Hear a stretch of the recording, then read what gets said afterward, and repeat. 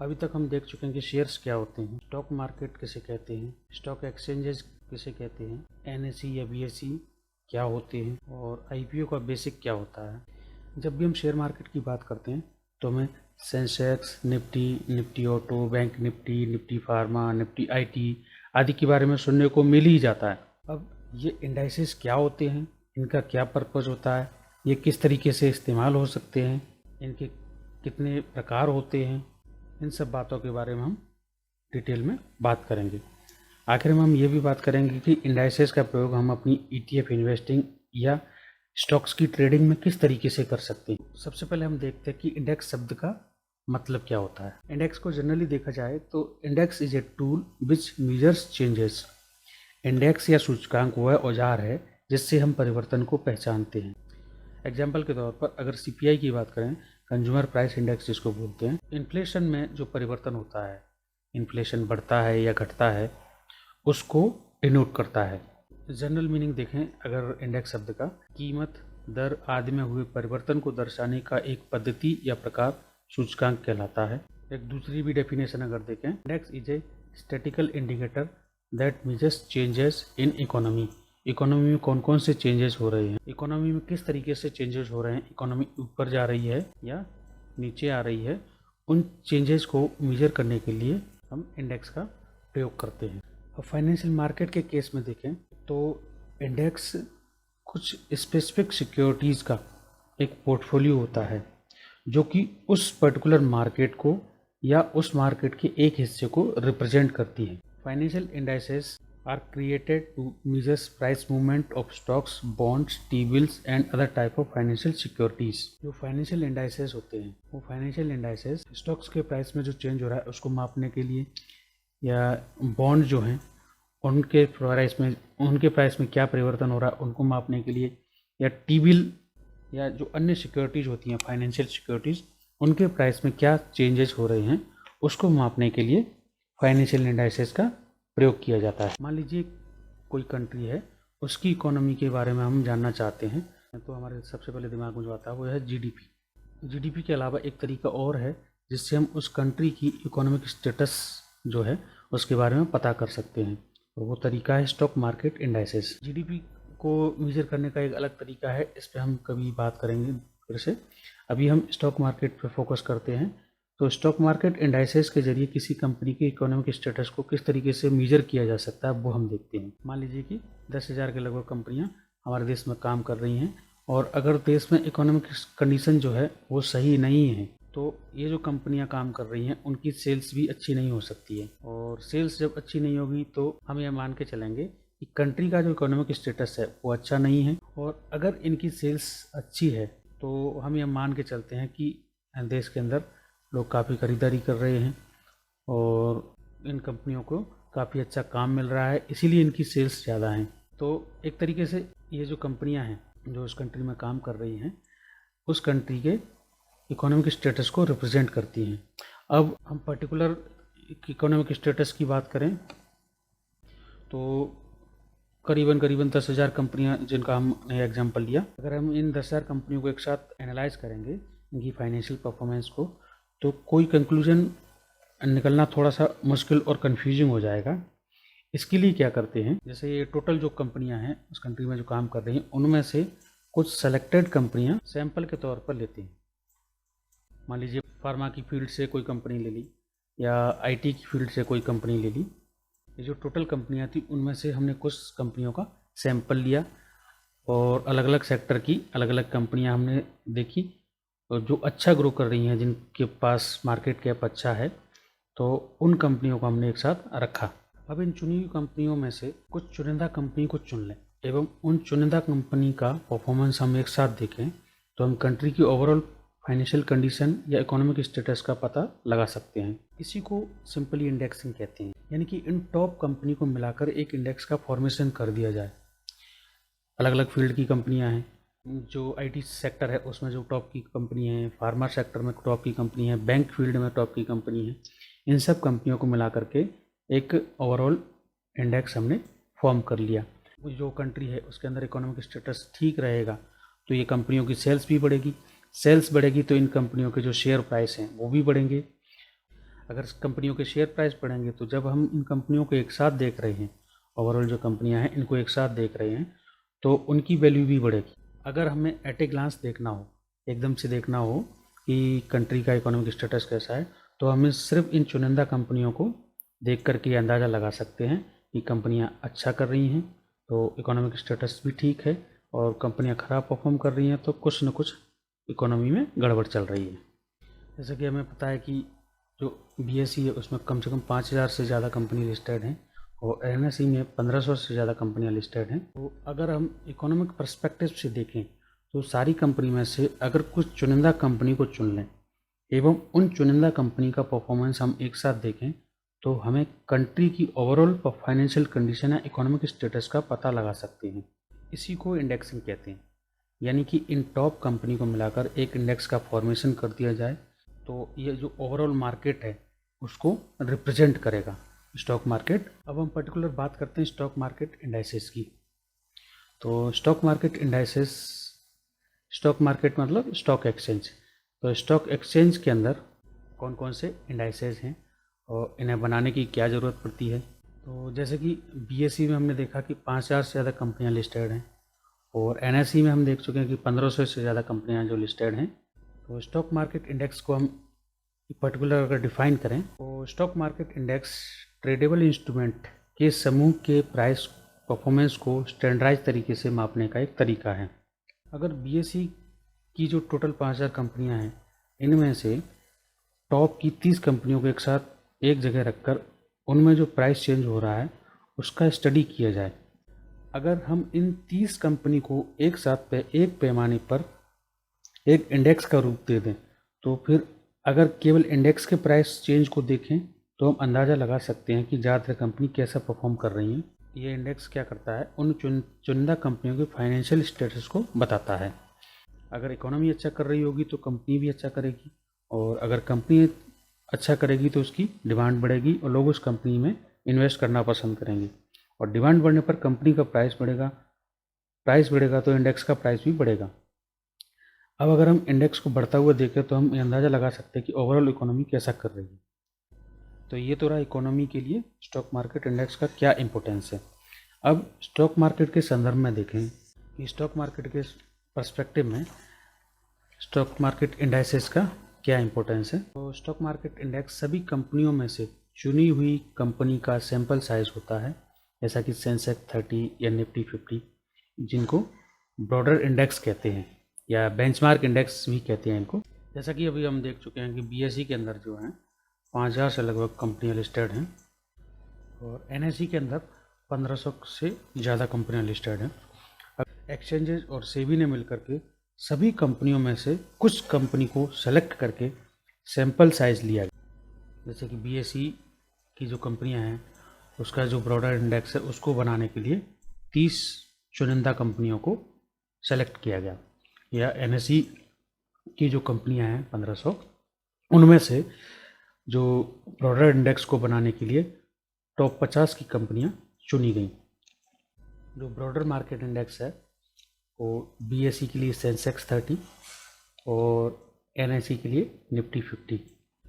ये एक तरीके से मार्केट के सेंटीमेंट को दिखाते हैं। जैसे ओवरऑल अगर सेंसेक्स 30 का प्राइस ऊपर की तरफ बढ़ रहा है तो हम ये मान के चल रहे हैं कि BSE में जो कंपनियां टॉप कंपनियां लिस्टेड हैं उनके प्राइस ऊपर की तरफ बढ़ रहे हैं, और इसी तरीके से निफ्टी 50 का प्राइस अगर ऊपर की तरफ बढ़ रहा है हम ये मान के चल रहे हैं कि NSE में जो टॉप 50 कंपनियां लिस्टेड हैं उनके प्राइस ऊपर की तरफ चल रहे हैं। ये तो है ब्रॉडर मार्केट की बात। अगर हम किसी एक ही प्रकार के सेक्टर की कंपनी को एक साथ रखकर कोई इंडेक्स बनाएं तो उससे हम सेक्टर इंडेक्स कहते हैं। जैसे ऑटो सेक्टर की कंपनियों के लिए निफ्टी ऑटो का इंडेक्स, बैंक की कंपनियों के लिए निफ्टी बैंक का इंडेक्स, PSU बैंक के लिए निफ्टी PSU बैंक का इंडेक्स। इस तरीके से नीड बेसिस कि हमें किस सेक्टर की कंपनियों का इंडेक्स बनाना है या ब्रॉडर मार्केट का इंडेक्स बनाना है, उस हिसाब से हम अलग अलग तरीके से इंडेक्स का फॉर्मेशन देख सकते हैं, और ये फॉर्मेशन एक्सचेंज और जो रेगुलेटर है सेबी उसके द्वारा किया जाता है। तो अभी हम NSE की साइट पर जा कर के देखते हैं कि हमें कौन कौन से इंडाइसेस वहाँ देखने को मिलते हैं। फिर उसके बाद हम देखेंगे कि इन इंडाइसेस को किस तरीके से बनाया जाता है, कौन कौन से नियमों का पालन इन इंडाइसेस को बनाने में किया जाता है। तो एनएससी इंडाइसेस में हमें कई तरीके के इंडाइसेस देखने को मिलते हैं। Nifty 50, Nifty next 50, Nifty mid cap select, Nifty bank, Nifty financial services और भी कई तरीके के इंडाइसेस हमें मिल जाते हैं। तो हम देखते हैं इन इंडाइसेस की लिस्ट को। तो यहाँ हम बहुत सारे ब्रॉडर मार्केट इंडाइसेस देख सकते हैं, सेक्टोरल इंडाइसेस देख सकते हैं, स्ट्रेटजी इंडाइसेस देख सकते हैं या थीमेटिक इंडाइसेस देख सकते हैं। ब्रॉडर मार्केट इंडाइसेस मतलब जो ओवरऑल मार्केट है उस मार्केट में से टॉप जो कंपनियां हैं, टॉप 50 कंपनियां तो निफ्टी 50, नेक्स्ट जो निफ्टी 50 के बाद की कंपनियां हैं निफ्टी नेक्स्ट 50। और इसी तरीके से सेक्टोरल इंडाइसेस मतलब एक पर्टिकुलर कोई सेक्टर, उस सेक्टर की कंपनियों को मिला करके बनाया गया कोई इंडाइसेस, वो सेक्टर इंडाइसेस कहलाता है। स्ट्रेटजी इंडाइसेस मतलब उन कंपनियों की क्वालिटी के आधार पर उन्हें डिवाइड करके और फिर कोई इंडाइसेस बनाया जाए। तो डिविडेंड देने वाली जो कंपनियां हैं उनको मिला करके, टॉप 50 जो कंपनियां हैं उनको मिला करके एक इंडाइसेस बनाया गया। या निफ्टी 50 वैल्यू 20। इस जगह हम वापस फिर से लौटेंगे इस वेबसाइट पे। पहले हम जो अपना मेन मोटो है उसको कंप्लीट कर लेते हैं। तो इस तरीके से हमें broader market indices, sectoral indices, strategy indices, thematic indices ये सब देखने को मिल जाते हैं। जैसा कि अभी हमने एनएससी की वेबसाइट पर देखा कि इंडेक्स का फॉर्मेशन अलग अलग कैटेगरी के आधार पर किया जाता है, जिससे कि मार्केट को समझने में आसानी रहे कि मार्केट का मूव किस तरीके का है, मार्केट ऊपर जा रहा है या नीचे जा रहा है, मार्केट का सेंटीमेंट कैसा है। जैसे कि मार्केट कैपिटलाइजेशन के बेस पर लार्ज कैप, मिड कैप या स्मॉल कैप इंडेक्स या एक ही सेक्टर की एक जैसी कंपनी को एक साथ रख करके सेक्टर इंडेक्स बनाया जाए, या ओवरऑल जो मार्केट है उसके व्यू को देखने के लिए ब्रॉडर मार्केट इंडेक्स या बेंचमार्क इंडेक्स भी बनाएं। तो बीएससी के लिए बेंचमार्क इंडेक्स सेंसेक्स 30 जो अभी हम बात कर चुके हैं पहले, और एनएससी के लिए बेंचमार्क इंडेक्स है निफ्टी 50। अब हम ये देखते हैं कि ये निफ्टी 50 या सेंसेक्स 30 बनाए किस तरीके से गए हैं। तो सबसे पहले हम बात करते हैं बीएससी का जो बेंचमार्क इंडेक्स है यानी कि सेंसेक्स 30, उसकी हम बात करते हैं। बीएससी में से लिस्टेड 5000 से ज़्यादा कंपनी में से टॉप की 30 कंपनियां फ्री फ्लोट मार्केट कैपिटलाइजेशन के बेसिस पर सेलेक्ट कर ली गई। अब हमें मिली 30 कंपनियां। इसी तरीके से एनएससी की जो 1500 कंपनियां हैं उनमें से टॉप की 50 कंपनियां हमने फ्री फ्लोट मार्केट कैपिटलाइजेशन के बेसिस पर सेलेक्ट कर ली। अब बात ये आती है कि ये फ्री फ्लोट मार्केट कैपिटलाइजेशन क्या होता है। फ्री फ्लोट मार्केट कैपिटलाइजेशन को देखने से पहले सबसे पहले हम देखते हैं मार्केट कैप क्या होता है। मार्केट कैप किसी कंपनी का हम जब देखें तो total number of shares, total number of shares of A company मतलब उस कंपनी के कितने शेयर्स हैं। शेयर्स की बात हम पहले ही कर चुके हैं कि शेयर का मतलब क्या होता है, किसी कंपनी का टोटल कैपिटल। मान लीजिए कि कोई कंपनी है एक और उसका टोटल कैपिटल है 10,000 रुपये का। अभी एक एग्जांपल के तौर पर हमने लिया, तो इन 10,000 जो उसकी बेसिक मार्केट कैपिटल उसको कितने टुकड़ों में बांटा गया। इन मान लीजिए कि हमने एक एक रुपये के 10,000 हिस्से कर दिए और इनको 10,000 टुकड़ों में बांट दिया, तो इस एक हिस्से को शेयर कहते हैं। तो वापस हम मार्केट कैप पर लौटते हैं। तो total number of shares of a company और उसकी जो स्टॉक प्राइस है उसको जब हम मल्टीप्लाई कर देते हैं तो हमारी क्या निकल के आ जाती है, मार्केट कैप निकल के आ जाती है। निफ्टी 50 और सेंसेक्स 30 के फॉर्मेशन के समय अभी हम बात कर रहे थे, तो हमें चाहिए था फ्री फ्लोट मार्केट कैपिटलाइजेशन। तो जब हम मार्केट कैप समझ गए, अब हम नेक्स्ट बात करेंगे फ्री फ्लोट मार्केट कैपिटलाइजेशन क्या होता है। अब देखते हैं फ्री फ्लोट मार्केट कैपिटलाइजेशन। जैसे कि बीएससी का जो बेंचमार्क इंडेक्स है सेंसेक्स 30, उसको बनाने के लिए हमें टॉप 30 जो कंपनी है उनकी फ्री फ्लोट मार्केट कैपिटलाइजेशन निकालनी है। मार्केट कैपिटलाइजेशन अभी हम देख चुके कि जो उस कंपनी के टोटल नंबर ऑफ शेयर्स हैं और उन शेयर्स का स्टॉक प्राइस से गुणा कर दें तो मार्केट कैपिटलाइजेशन निकल आएगा। फ्री फ्लोट मार्केट कैप हमें चाहिए इंडेक्स की वैल्यू कैलकुलेट करने के लिए। तो ये फ्री फ्लोट मार्केट कैप क्या होती है, मार्केट कैपिटलाइजेशन जिसको बोलते हैं। फ्री फ्लोट मार्केट कैप होती है number of shares available for publicly traded.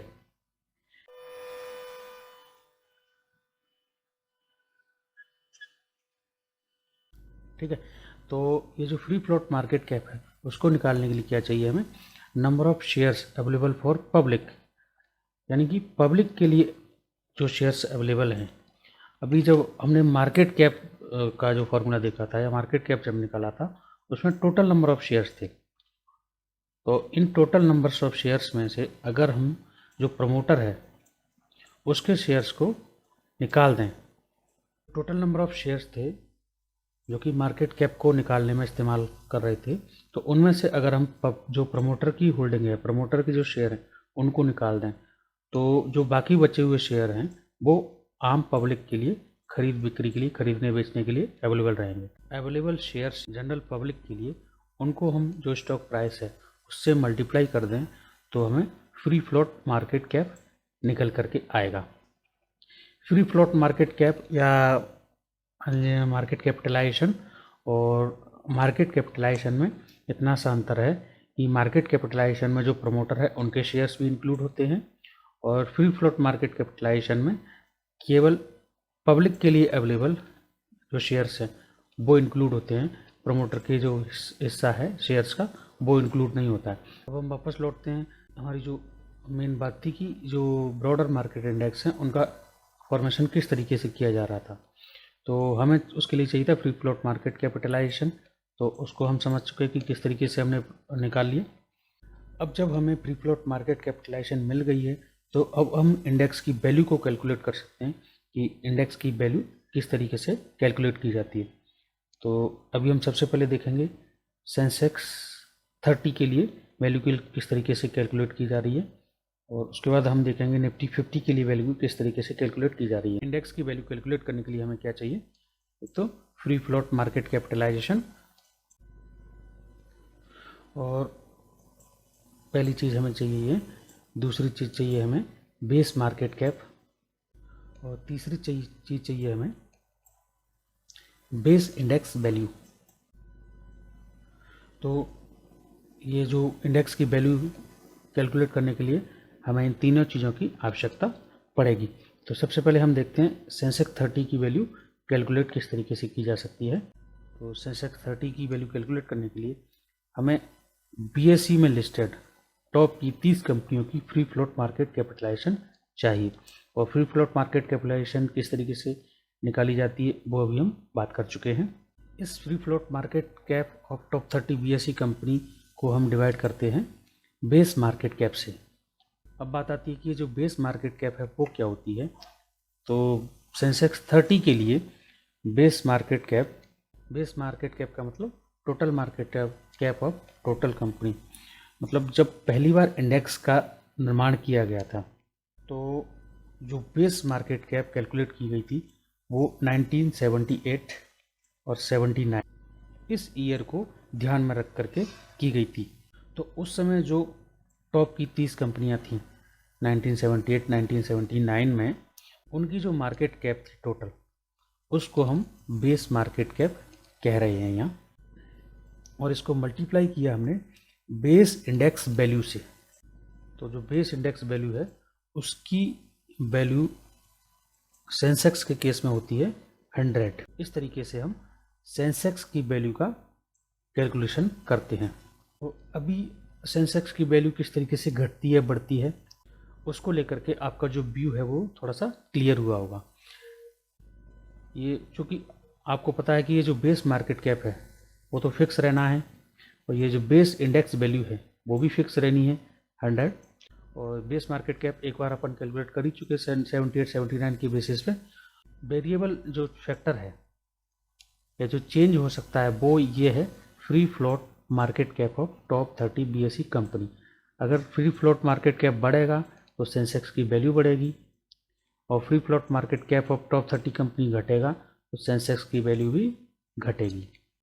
इस प्रकार ब्रॉडर मार्केट इंडेक्स की वैल्यू की कैलकुलेशन की जाती है। अभी हमने देखा BSE बेंचमार्क इंडेक्स का कैलकुलेशन किस तरीके से किया गया। ठीक इसी प्रकार निफ्टी 50 जो कि एनएसई का बेंचमार्क इंडेक्स है, उसकी कैलकुलेशन किस तरीके से की जाती है तो उसको भी हम देख लेते हैं।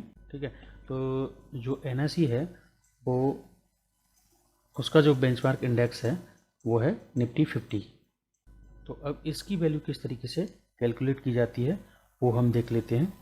तो इंडेक्स की वैल्यू कैलकुलेट करने के लिए हमें क्या चाहिए, free float market cap of top NSE की जो कंपनियां हैं, और दूसरी चीज़ चाहिए हमें बेस मार्केट कैप, और तीसरी चीज़ चाहिए हमें बेस इंडेक्स वैल्यू।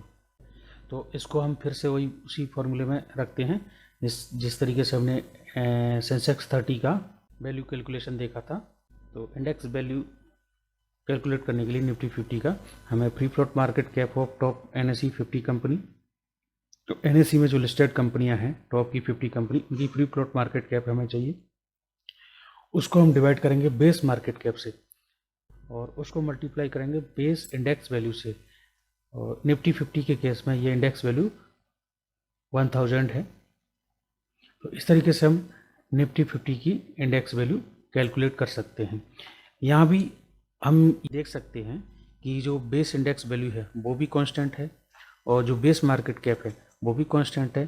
तो जो वेरिएबल है वो केवल और केवल free float market cap of top NSE 50 company है। अगर जो एनएसई 50 की जो टॉप कंपनियां हैं जिनको हम निफ्टी 50 इंडेक्स नाम दे रहे हैं, उनकी वैल्यू अगर बढ़ती है तो निफ्टी 50 की जो वैल्यू है इंडेक्स वैल्यू वो बढ़ेगी। अगर इनकी फ्री फ्लोट मार्केट कैप घटेगी तो निफ्टी 50 की भी जो वैल्यू है वो भी घटेगी। Market free float market cap बढ़ने का मतलब अगर शेयर का प्राइस बढ़ेगा तो जो मार्केट कैप है वो भी बढ़ेगी। तो अभी हम ये देखते हैं कि ये इंडाइसेस को इस्तेमाल किस तरीके से किया जा सकता है, क्या क्या यूजेज हैं इंडाइसेस के, और उसके बाद फिर एक एक इंडाइसेस को हम डिटेल में देखना शुरू करेंगे निफ्टी 50 से शुरू करके। और निफ्टी के अंदर जितने भी इंडाइसेस हैं वो एनएसई के अंदर जितने भी इंडाइसेस हैं सबके बारे में बात करेंगे हम। अब इन इंडाइसेस का यूज देखें तो ये क्या करते हैं, ये जो ओवरऑल मार्केट है उसकी परफॉर्मेंस को समझने में थोड़ी हेल्प करते हैं। जैसे सेक्टरल इंडाइसेस हो गए तो उस सेक्टर में किस तरीके से ग्रोथ हो रही है, अगर सेक्टर का जो इंडाइस है वो ऊपर की तरफ जा रहा है तो उस सेक्टर से रिलेटेड ज़्यादातर कंपनियां ऊपर ही प्राइस जो उन कंपनियों का प्राइस ऊपर की तरफ मूव कर रहा होगा। दूसरा है बेंचमार्क इंडेक्स। तो बेंचमार्क इंडेक्स एक तरीके से मार्केट का सेंटीमेंट बताता है कि उस मार्केट का सेंटीमेंट क्या है, मार्केट उसमें खरीदी ज़्यादा हो रही है, ये उसमें गिरावट ज़्यादा हो रही है, या जो सेलर हैं वो ज़्यादा हावी हैं। इस तरीके से हम एकदम से देख करके सिर्फ इंडाइसेस के बेस पर भी अंदाज़ा, मोटा मोटा अंदाज़ा लगा सकते हैं, परफेक्टली तो नहीं लगा सकते क्योंकि इसका एक ही ड्रॉबैक है कि ये कुछ सैंपल साइज होता है टोटल कंपनियों का, कि एक सैंपल साइज है सिर्फ। तीसरा है इंडाइसेस को फ्यूचर एंड ऑप्शन कॉन्ट्रैक्ट के जरिए ट्रेड किया जा सकता है।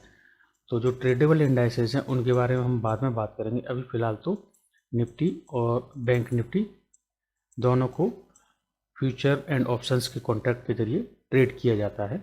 अभी फ़िलहाल आप इतना समझ लीजिए। चौथी चीज़ है, कोई स्टॉक अगर हम इन्वेस्टमेंट के लिए चुन रहे हैं तो उसे हम बेंचमार्क इंडेक्स के साथ भी कंपेयर कर सकते हैं या फिर उसके सेक्टर जो इंडेक्स है, सेक्टोरल इंडेक्स, उसके साथ भी कंपेयर कर सकते हैं। और वो जो स्टॉक हम चुन रहे हैं उसमें कितनी रिलेटिव स्ट्रेंथ है उसका हम पता लगा सकते हैं।